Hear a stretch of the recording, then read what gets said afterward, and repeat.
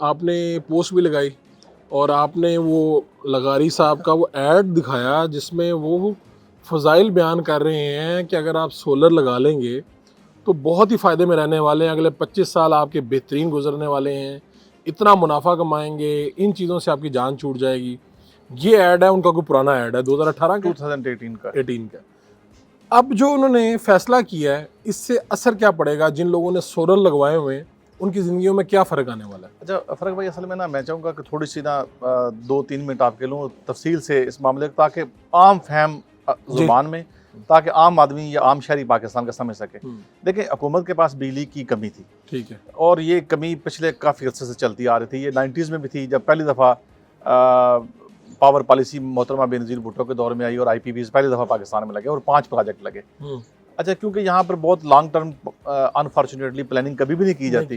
यहाँ पर या फायर फाइटिंग की जाती है या मिड टर्म या जो शॉर्ट टर्म पॉलिसीज होती हैं। लोग अपनी हुकूमत टेनोवर पोस्टिंग ट्रांसफ़र से आगे सोचते नहीं। तो यहाँ ये हुआ कि बिजली की कमी मौजूद थी।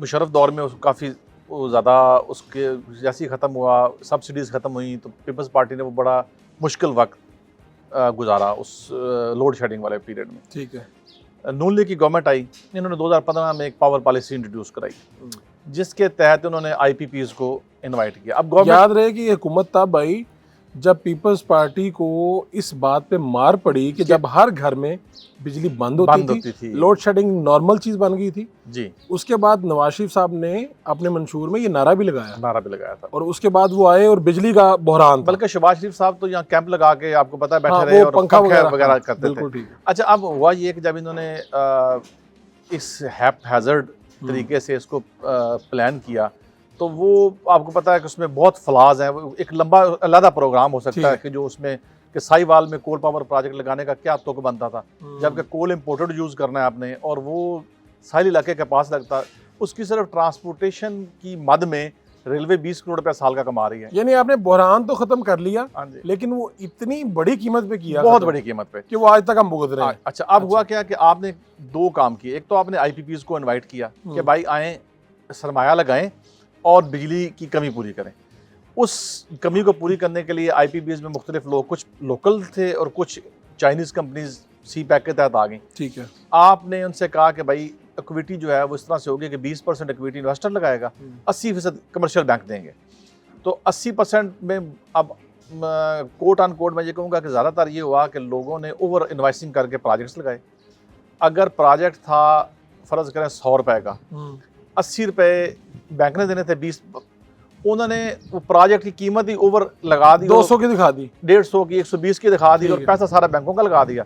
और खुद वो तसल्ली से बैठ के उन्होंने वो आज तक पैसे, उन्होंने कहा कि अब आगे कमाई करेंगे, आज तक खा रहे हैं। ठीक है। अच्छा, आपने लोगों के पास भी गए, आपने अवाम से कहा, इसी मौजूदा मुस्लिम लीग नून की हुकूमत ने, और यही लोग थे और उस वक्त के पॉलिसी साज थे कि आप अपने घरों पर सोलर लगाएं, आप एनर्जी अपने लिए भी सस्ती पैदा करें और ये बाकी जो आप गवर्नमेंट को भी फायदा दे, इजाफी, बिल्कुल। एक तो लोड कम होगा हुकूमत पे, और दूसरा जब आप ये बिजली पैदा करेंगे तो इजाफी बिजली आप हुकूमत को नेट ऑफ कर दें। नेट मीटरिंग की 2014 में पॉलिसी पास की गई, 2016-17 में उसके ऊपर रूज आया। जब 2018 में ये आपका, मैंने जो एक क्लिप भी वो बेसिकली लगाया, मैंने लगारी साहब की अपनी वॉल पर जाके उनकी ट्विटर जो वॉल है उसके हैंडल से वहाँ से कॉपी किया। अच्छा। कि उन्होंने कहा जी कि आप लोग इन्वेस्टमेंट करें, ये 25 साल की आपको श्योरिटी स्टेट देगी और 14% कन्फर्म रिटर्न है और क्लीन एनर्जी पैदा करें। ठीक है। अब आम आदमी ने, जिसका 5 मरले 10 मरले का घर था, कनाल का घर था, 3 मरले का घर था, उन्होंने देखा कि बिजली के बिल तो कीमतें जो हैं जिसमें उनका कोई कसूर नहीं, वो पॉलिसी उन्होंने नहीं बनाई। यूनिट की कीमत कहाँ से कहाँ चलेगी, उसमें डॉलर की प्राइस भी फ़र्क पड़ा, इंटरेस्ट रेट से भी फ़र्क पड़ा और गलत प्लानिंग से भी फ़र्क पड़ा। क्योंकि 45,000 मेगावाट की इंस्टॉल कैपेसिटी आपने लगाई, जबकि आपके पास 26, बल्कि जो नेपरा की वेबसाइट है वो कहती है कि 23,000 मेगावाट से ज़्यादा तो आपकी ट्रांसमिशन लाइन ट्रांसमिट ही नहीं कर सकती बिजली। आपने वो ट्रांसमिशन लाइन नहीं लगाई, आपने जनरेशन कर दी। अच्छा, अब बिजली हो गई है पूरे पाकिस्तान में ज़्यादा, लेकिन वो जितनी हमें ज़रूरत है उससे ज़्यादा, इंस्टॉल्ड कैपेसिटी ज़्यादा होगी, बिजली ज़्यादा आपको नहीं मिल रही। ठीक है।